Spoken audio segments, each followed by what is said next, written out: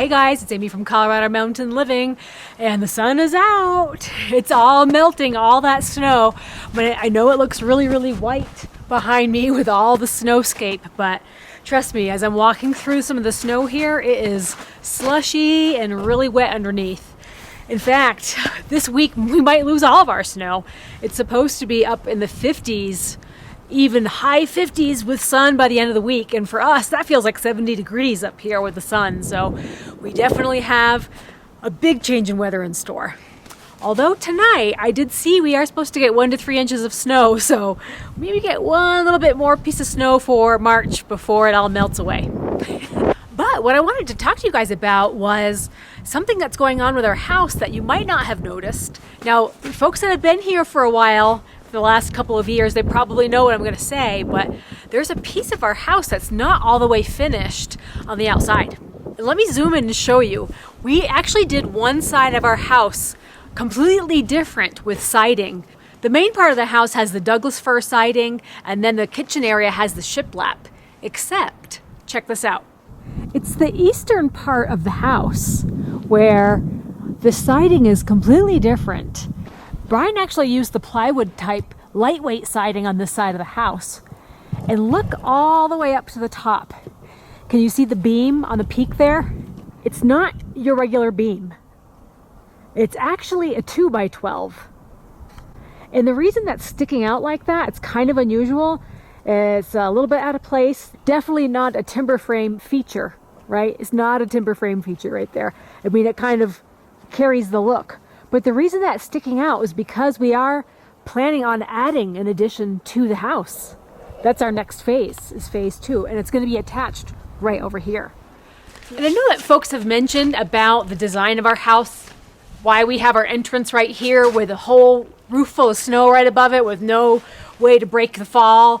I think I've explained in a few comments, but perhaps not on camera, that this is actually a temporary entrance. Because once we add phase 2, the main section of the house is going to be over here.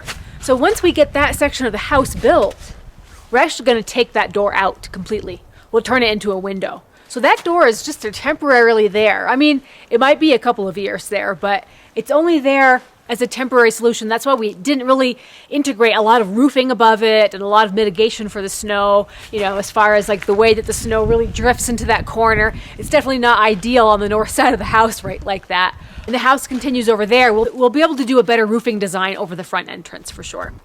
So let's take a look at where phase 2 is going to fall a little bit closer up. Oh boy, nice and slushy. Gonna get all disgusting.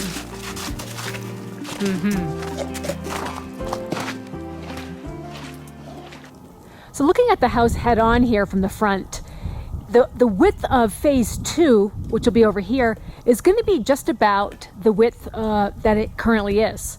So with the master bedroom suite, the kitchenette area, it's going to be about that much more house added to the left over here.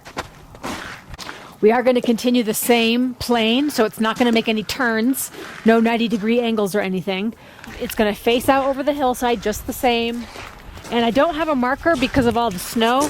I'm envisioning the other end of the house coming right about here where the garden beds are.